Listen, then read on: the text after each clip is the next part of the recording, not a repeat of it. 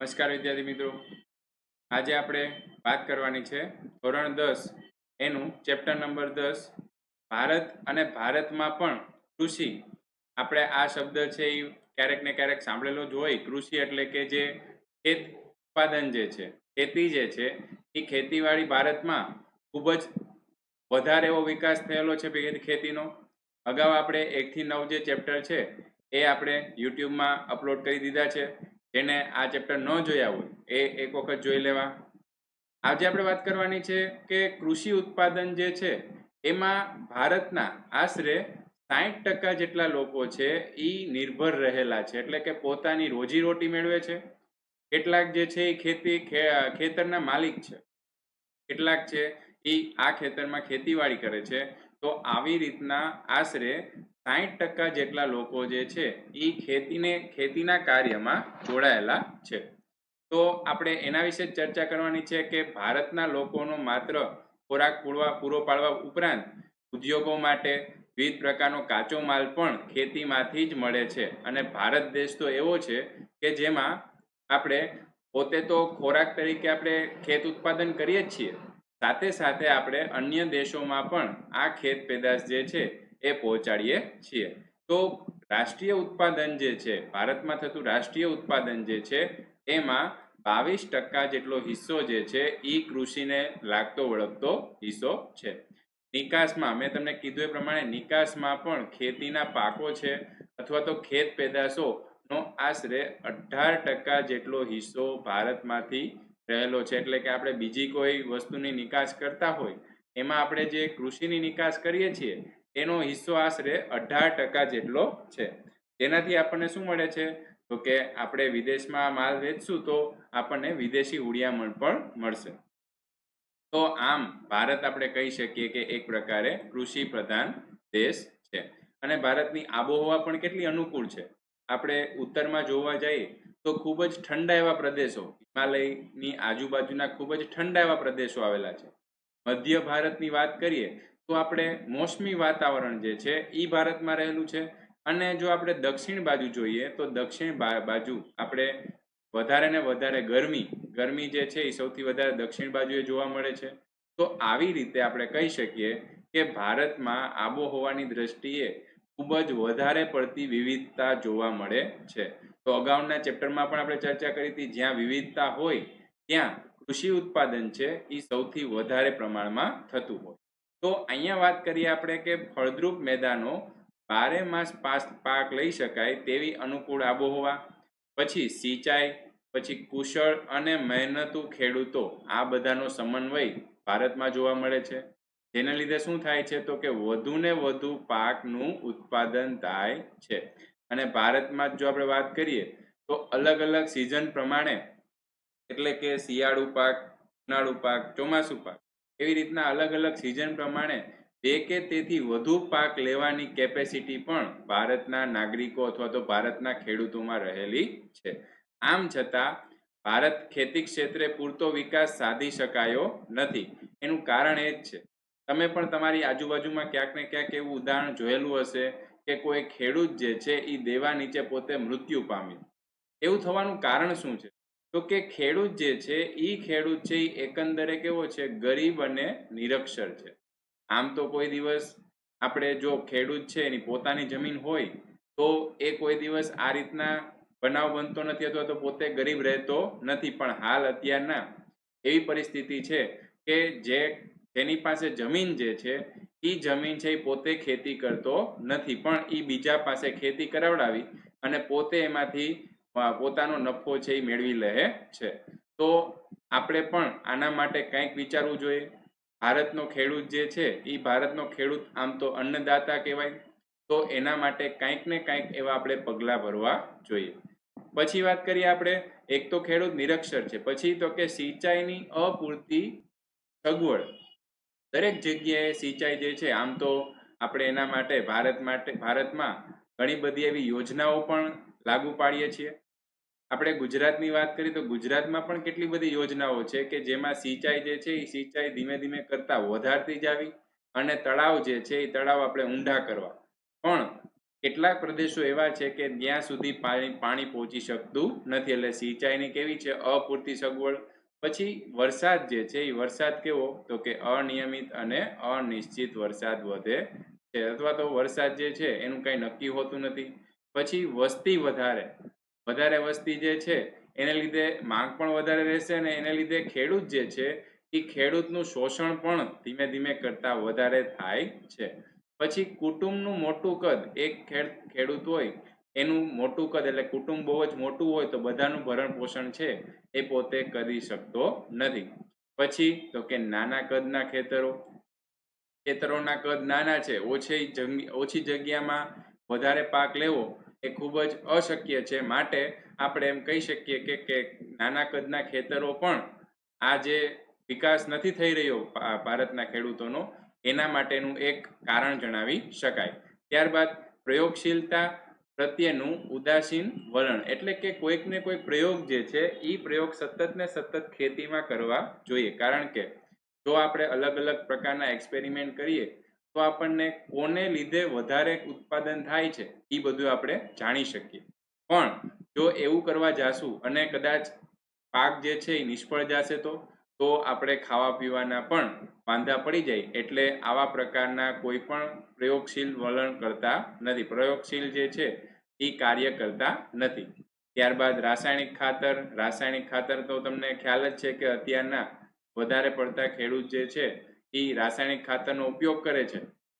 એને લીધે શું થાય છે તો કે એને લીધે રાસાયણિક ખાતર છે, પછી સુધારેલા બિયારણ છે, આધુનિક યંત્રો છે, વૈજ્ઞાનિક કૃષિ છે, આવી કૃષિનો ઉપયોગ જે છે એ ખેડૂત છે, ભારતના ખેડૂત છે એ ઓછા ઉપયોગ કરે છે. એટલે જે પાક મળવો જોઈએ, જેટલું ઉત્પાદન થવું જોઈએ એટલું ઉત્પાદન થઈ શકતું નથી. અને શિક્ષિત વર્ગ જે છે, શિક્ષિત વર્ગ કોઈ દિવસ ખેતીવાડીમાં તમે પણ જોતા હશો એ ખેતીવાડીમાં એટલો બધો રસ જાળવતા નથી. એને લીધે જે વૈજ્ઞાનિક ઉત્પાદન થવું જોઈએ એનું પ્રમાણ ઓછું છે. તો આ એક આપણે કારણ કહી શકીએ કે ભારતમાં કૃષિ જે છે એમાં એટલો બધો વિકાસ કેમ નથી થઈ રહ્યો. ભારતમાં જમીન તો એટલી બધી છે અને આ જમીન ઉપજાઉ પણ છે, પણ છતાં પણ આપણે એટલો બધો ફાયદો મેળવી શકતા. ત્યારબાદ વાત કરીએ આપણે કૃષિના પ્રકારો. કૃષિના પ્રકારો જે છે એ આપણે ખ્યાલ જ છે કે ભારતનું જે સમગ્ર અર્થતંત્ર જે છે એ ખેતી સાથે જોડાયેલું છે. તો સિંચાઈ પદ્ધતિ, ખેત પેદાશો અને આર્થિક વળતરો જે છે એની બાબતોને આધારે ખેતીના અલગ અલગ પ્રકાર છે એ પાડવામાં આવ્યા છે. એમાં પહેલું આવે છે જીવન નિર્વાહ ખેતી. એટલે શું?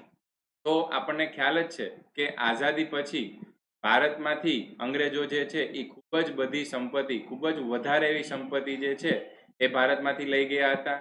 તો ભારતમાં આવક મેળવવાનો માત્ર ને માત્ર એક જ સાધન, વધારેમાં વધારે આવક મેળવવા માટેનો એક જ સાધન હતું. એ શું હતું તો કે ખેતીવાડી અથવા તો કૃષિ ઉત્પાદન.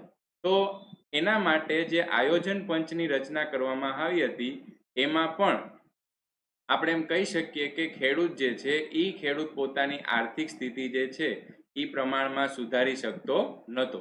કારણ કે નાના નાના કદના ખેતરો જે છે એમાં મોંઘા બિયારણો, ખાતર, જંતુનાશકો આવા જે વસ્તુ ઉપર જે ખર્ચ કરવામાં આવે છે એ ખર્ચ છે એ આવા ખેડૂતોને પોસાય એમ નહોતું. માટે જે ખેડૂતો હતા એ માત્ર ને માત્ર જીવન નિર્વાહ કરી શકે એટલી જ ખેત ઉત્પાદન છે એ પોતાના માટે કરી શકતા હતા. તો આવું જે અનાજનું ઉત્પાદન પોતાના પરિવારમાં ઉપયોગ થાય એટલું જ તે ઉત્પન્ન કરી શકતા હતા, એટલું જ ઉત્પાદન કરી શકતા હતા. તેના કુટુંબનું ભરણ પોષણમાં જ બધા રૂપિયા જે છે એ ખર્ચ થઈ જતા હતા. તો આ પ્રકારની ખેતી જે છે એને શું કહેવાય છે? જીવન નિર્વાહ ખેતી. તમે ખાલી શબ્દ છે એનો અર્થ કાઢો તો પણ તમને ખ્યાલ આવી જાય કે જીવન નિર્વાહ ખેતી એટલે શું? તો કે પોતાનું જીવન અથવા તો પોતાના પરિવારનું જીવન ટકાવી રાખવા જે ખેતી કરવામાં આવે છે તે જીવન નિર્વાહ ખેતી થશે. ત્યારબાદ વાત કરીએ આપણે સૂકી ખેતી. નામ ઉપરથી તમને ખ્યાલ આવી જશે સૂકી ખેતી એટલે શું? તો સૂકો વિસ્તાર હોય. સૂકો વિસ્તાર ક્યારે હોઈ શકે? તો કે વરસાદ ઓછો પડે ત્યારે, અથવા તો સિંચાઈ જે છે એ સિંચાઈની અપૂરતી સગવડ હોય.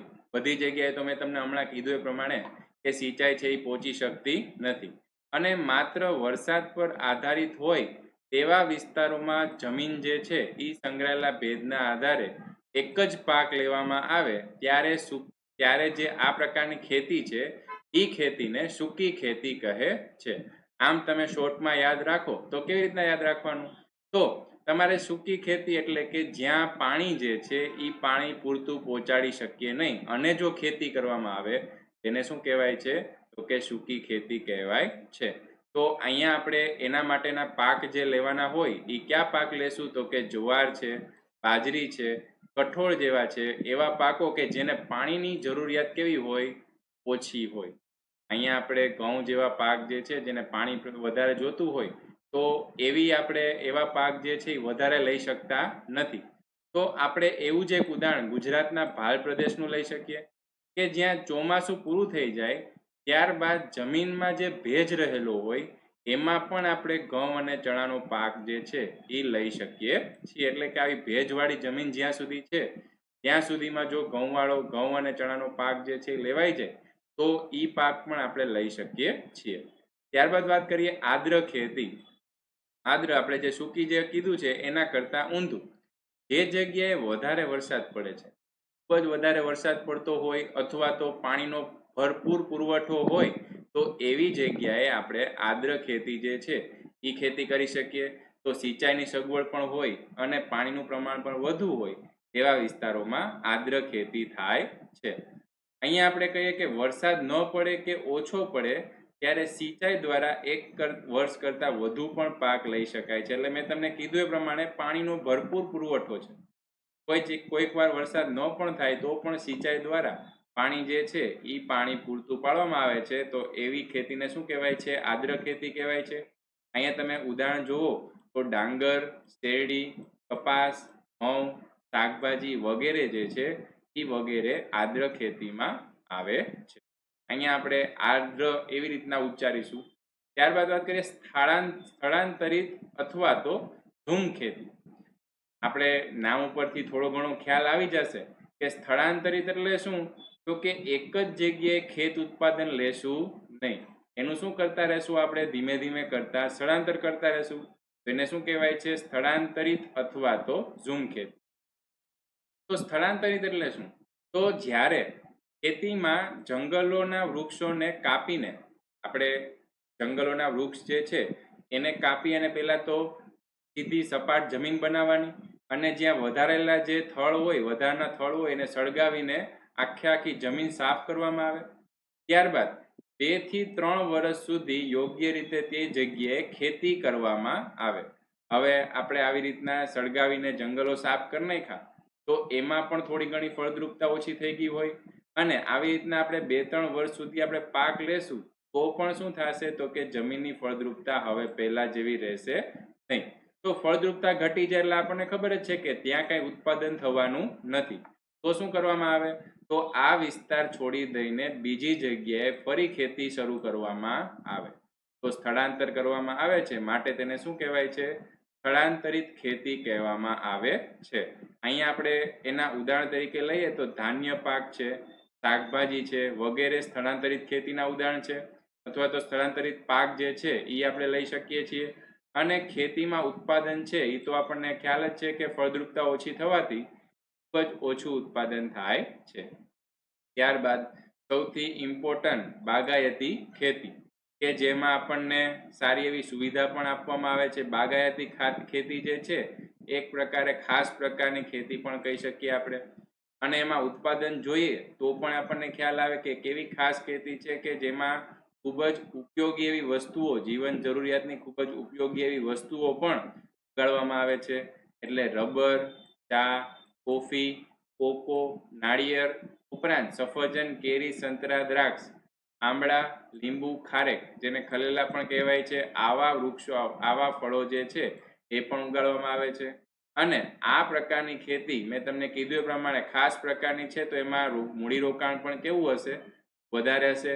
અને એમાં જે ખેડૂત જે છે એ ખેડૂતની પોતાની કુશળતા હોવી જોઈએ, પોતાને તકનીકી જ્ઞાન હોવું જોઈએ, યંત્ર તથા ખાતર એનો પણ ખ્યાલ હોવો જોઈએ. કારણ કે એને જેટલા રૂપિયા રોકેલા હોય એટલું જો ઉપજ ન મળે તો આવી પ્રકારની ખેતીનો કોઈ ફાયદો છે નહીં.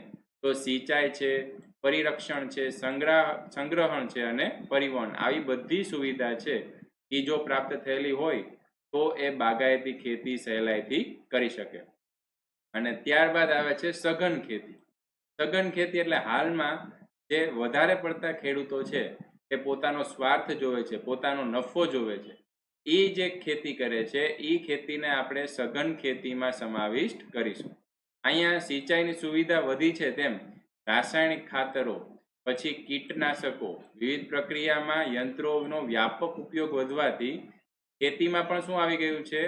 યંત્રીકરણ આવેલું છે. એટલે કે હવે માણસ જે છે એનું કામ ઓછું થતું જાય છે અને માણસ છે વધારે વધારે પડતો યંત્રનો ઉપયોગ કરવા લાગ્યો છે. આ પ્રકારે થતી ખેતીને શું કહેવાય છે?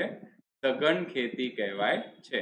ખેતીમાં રોકડિયા પાક જે છે એ રોકડિયા પાકનું વાવેતર વધારે કરાય છે, એટલે કે ઝડપથી આપણને ઉત્પાદન, અને રોકડિયા પાકમાં તમને ખ્યાલ જ છે કે આર્થિક વહીવટ જે છે એ ઝડપથી થતો હોય, માટે રૂપિયા જે છે એ પણ વહેલા છૂટા પડી જાય. તો આવું થવાથી શું થાય છે તો કે હેક્ટર દીઠ ઉત્પાદનમાં ખૂબ જ વધારો થાય છે.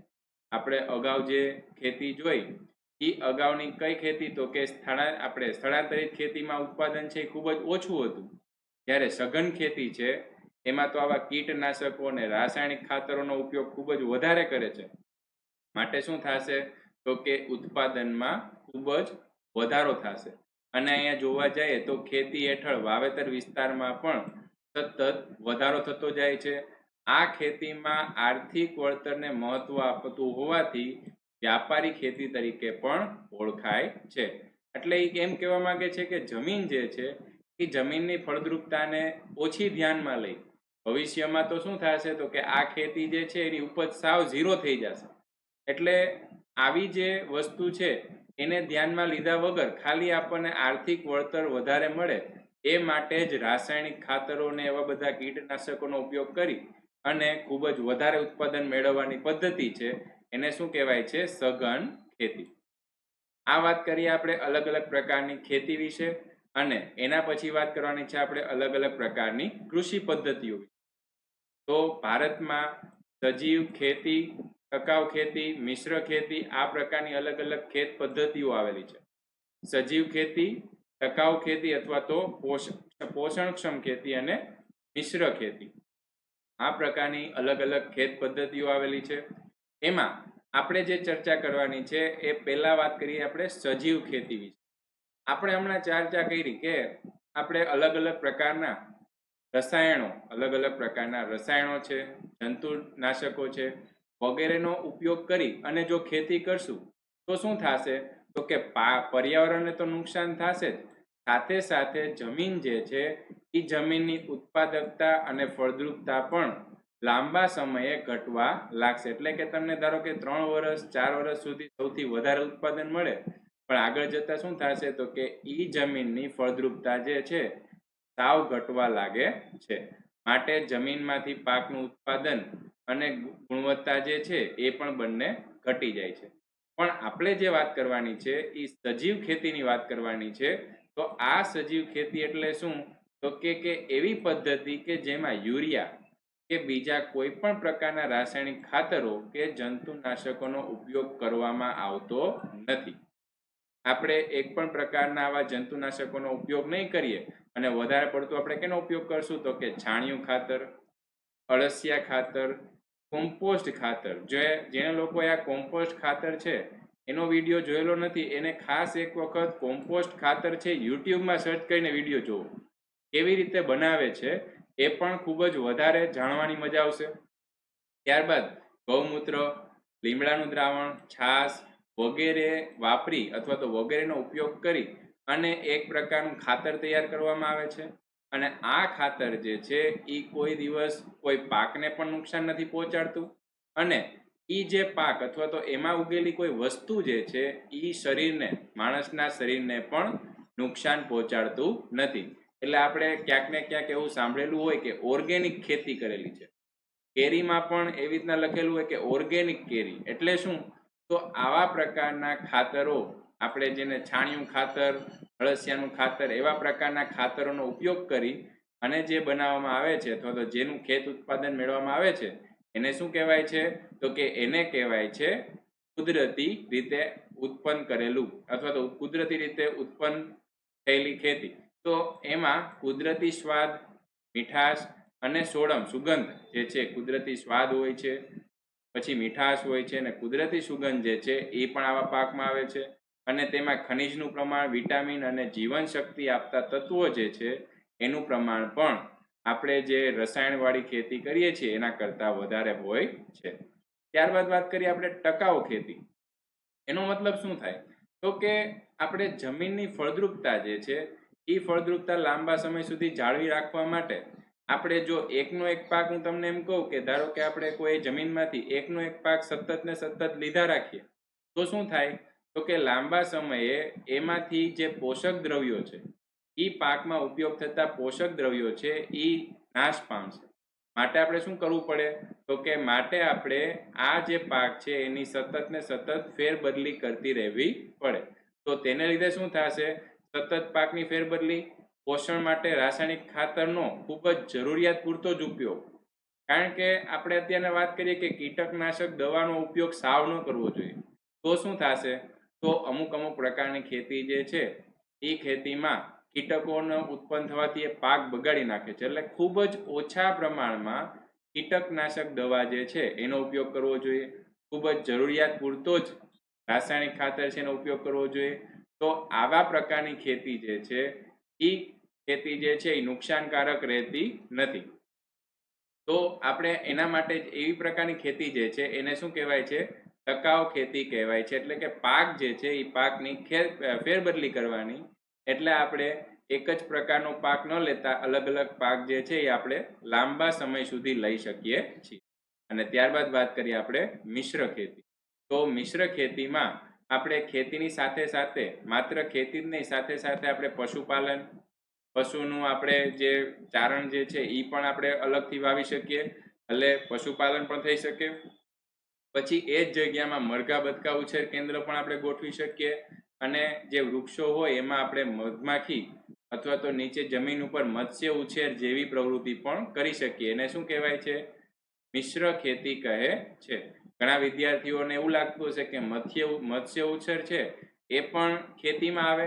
તેનો જવાબ હા છે કે મત્સ્ય ઉછેર છે એને પણ આપણે ખેતીમાં સમાવિષ્ટ કરી શકીએ છીએ. તો આ લેક્ચરમાં આપણે ચર્ચા કરી કે અલગ અલગ પ્રકારની ખેતી અથવા તો ખેતીના અલગ અલગ પ્રકાર અને ખેત પદ્ધતિ છે એના અલગ અલગ પ્રકાર. આગળ આપણે અલગ અલગ પ્રકારના પાક જે છે એના વિશે ચર્ચા કરશું. આભાર.